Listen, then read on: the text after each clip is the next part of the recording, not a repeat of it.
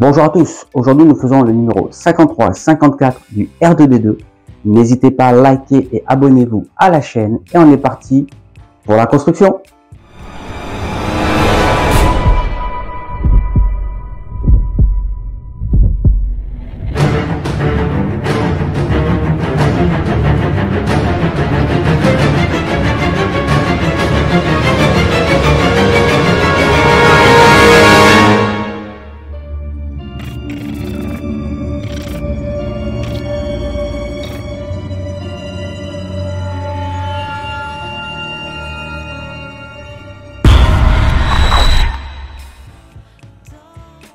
Et on est parti pour le numéro 53.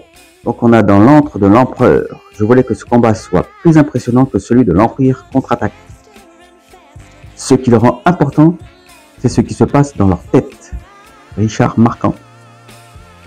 Là on a Luke Skywalker qui affronte Dark Vador, son père. Un nouveau duel, cette fois sous le regard de l'empereur qui a machiné cette confrontation finale. On passe sur le plateau 4. Là, il nous parle des mécaniques, des émotions de Dark Vador. Errol Flynn ne connaissait pas l'escrime, mais il savait d'un point de vue photographique ce qui rendait bien à l'écran. Donc là, il y a Mark Hamill exécute lui-même de nombreuses cascades pour les séquences de duel, dont un spectaculaire backflip qui le voit s'élever haut dans les airs pour retomber sur un grand matelas de mousse.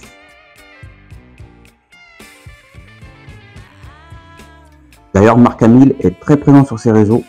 Donc l'acteur anglais David Prowse, je ne sais pas si je le prononce bien, né en 1935 à Bristol, a été culturiste et haltérophile.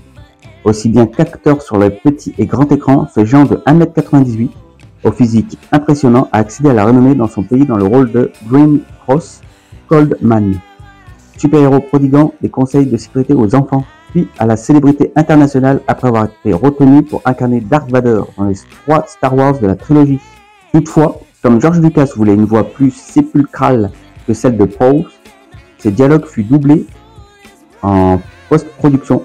L'âge venu et malgré une santé désormais chancelante, il a multiplié les œuvres caritatives. En 2000, il a été décoré de l'ordre de l'Empire britannique pour ses actions caritatives et sa contribution à la sécurité routière. D'ailleurs, sur la chaîne, vous allez voir la construction du Dark Vador. Donc ne les manquez pas. Et celui-ci, il va être magnifique à faire. J'ai déjà, je vous mettrai en fin de vidéo la vidéo du numéro 1 et 2 du Dark Vador. Cyborg, deuxième partie, le général Grievous. Là, une statue de Grievous en guerrier calèche avant de sa transformation en cyborg. 2 ou 4 bras, les améliorations cybernétiques de Grievous comprennent la capacité de manier simultanément 4 armes. Donc là, il nous parle de caractéristiques avec un vocabulateur ultrasonique. Circuit en cristal et il est sur mesure même lorsqu'ils ont utilisé des composants existants tels que les pattes LX44, les ingénieurs les ont améliorés jusqu'à les rendre méconnaissables. Là, il nous parle le druide médical de Grievous et un droguoir cybernétique. Et on est parti pour la platine d'essai des capteurs de R2D2. Alors on va avoir besoin de tout ça. Alors surtout, comme on va utiliser ça, gardez les boîtes plastiques. Vous pourrez les remettre dedans si on ne les utilise pas de suite. Ça évitera de les abîmer.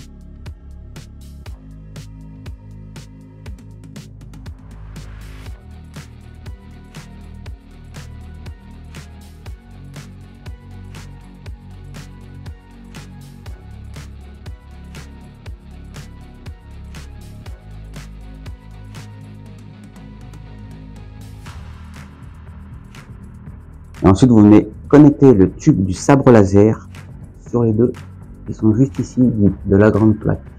Vous pouvez voir.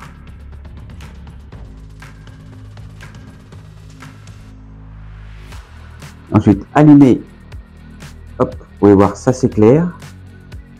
Alors, pour ceux que ça fonctionne pas, donc moi ça a bloqué, parce qu'à mon avis, je l'avais trop mis vers le bas. Je sais que celui de Inbic ne fonctionnait pas non plus. Quand il appuie dessus, l'arme ne sort pas. Alors, il vous suffit juste, donc moi j'ai défait un peu tout pour vérifier. Je pensais avoir trop serré. Non, il n'est pas trop serré, d'ailleurs je vais le remettre de suite. Il suffisait juste, donc vous dévissez ça. Donc vous dévissez la petite capuche qui est derrière.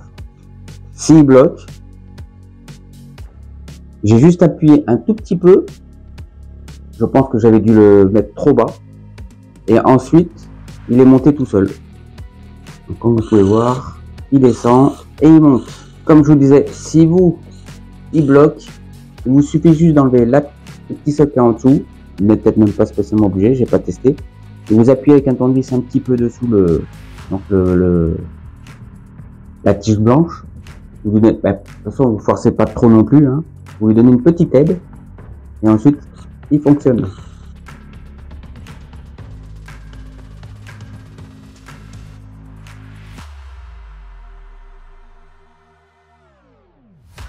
Et ensuite, votre R2D2 vous donne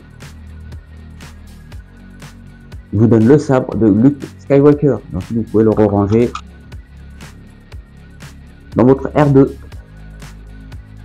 Bon, il est capricieux quand même. Hein.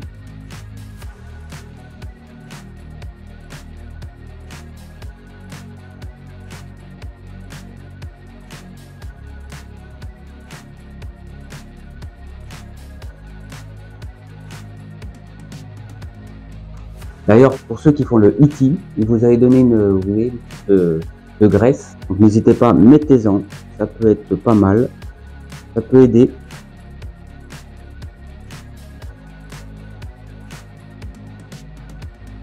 Par contre, à des moments, j'ai remarqué qu'il est un petit peu... il n'a pas envie à des moments. Donc j'espère que ça va pas nous le faire une fois qu'on l'aura monté, parce que sinon, ça sera galère pour le réparer, quoi. Donc je suis content, le mien il fonctionne. Donc n'hésitez pas, jouez un peu avec. Surtout ne le mettez pas en place sur le R2D2 si vous voyez qu'il ne fonctionne pas. Essayez de trouver comment le faire fonctionner. C'est dommage de l'avoir et puis de ne pas pouvoir voir le sabre. Ensuite ils veulent qu'on teste les capteurs de la jambe droite. On est parti.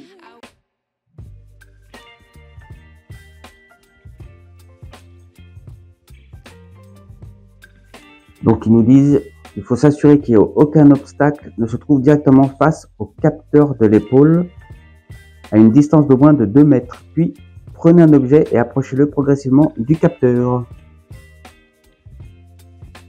Quand l'objet se trouve à environ 50 cm du capteur, le voyant bleu doit s'allumer. Ce que je comprends pas, c'est que j'ai le rouge et le bleu qui est déjà allumé, mais eux ils n'en ont pas. Bon, pas grave. Là je mets quelque chose devant et ça s'allume. Donc ça fonctionne. Je pense que celui-ci n'aura pas de problème. Je ne sais pas si vous voyez à la caméra, mais la deuxième lumière bleue s'éclaire. Quand je passe ma main devant, c'est que le capteur fonctionne.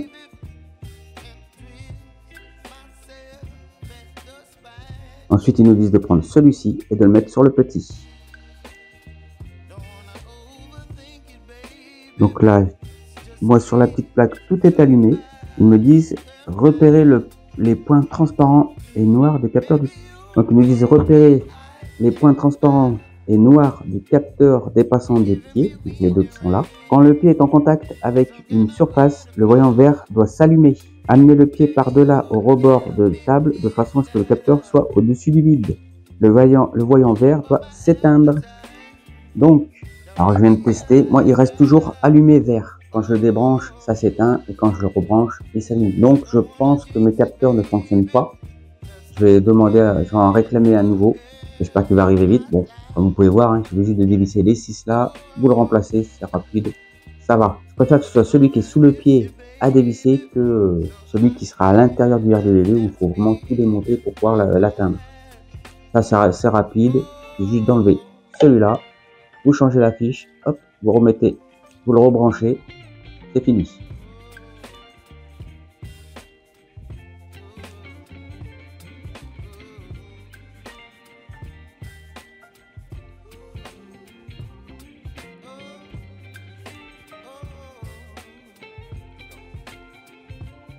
Donc mon testeur du dessous ne fonctionne pas, j'ai appelé Altaïa, ils vont m'en envoyer un. Donc il reste tout le temps allumé, ce n'est pas normal. Quand on le met dans le vide, il devrait s'éteindre. Donc n'hésitez pas, si votre testeur ne fonctionne pas, demandez à Altaïa, vous payez quand même assez cher, vous pouvez leur demander de vous en renvoyer un. Les exosquelettes robotiques, ça qui est très important pour les personnes qui sont handicapées. Donc moi j'ai eu il y a 2 mois de ça en arrière un accident qui aurait pu me coûter les 2 jambes. J'aurais fini comme ça dans une chaise roulante, une vertèbre cassée. Donc je pense que mentalement ça doit aider beaucoup de monde de pouvoir se tenir debout sur ses jambes.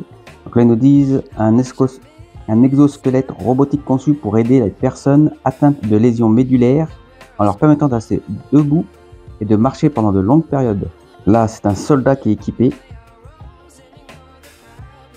Et on est parti pour le numéro 54.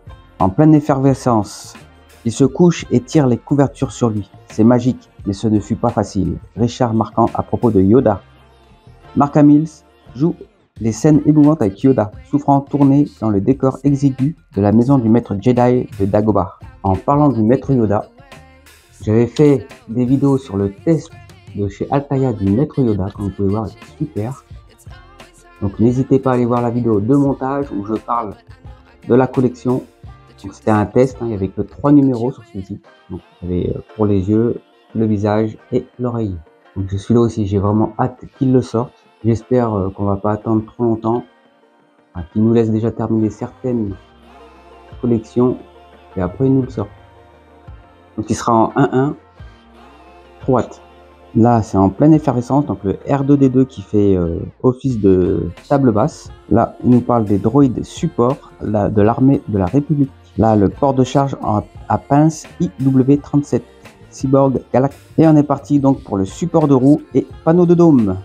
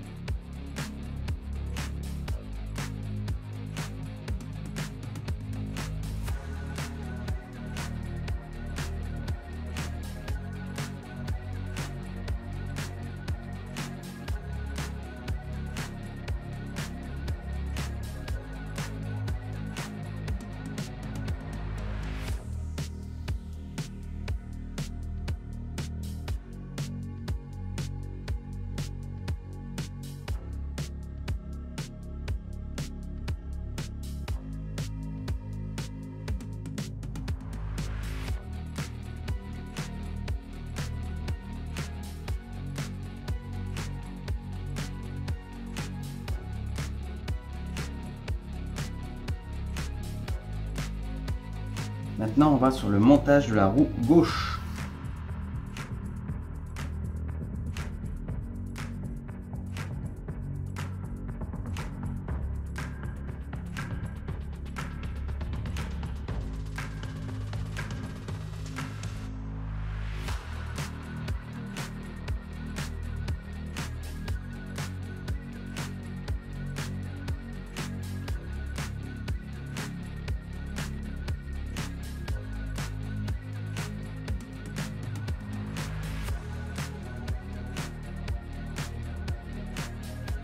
Tester la roue, elle tourne, c'est parfait. Là, on a assemblé la roue. Là, il nous parle robotique d'entrepôt. Là, il nous parle de l'Amazon Challenge.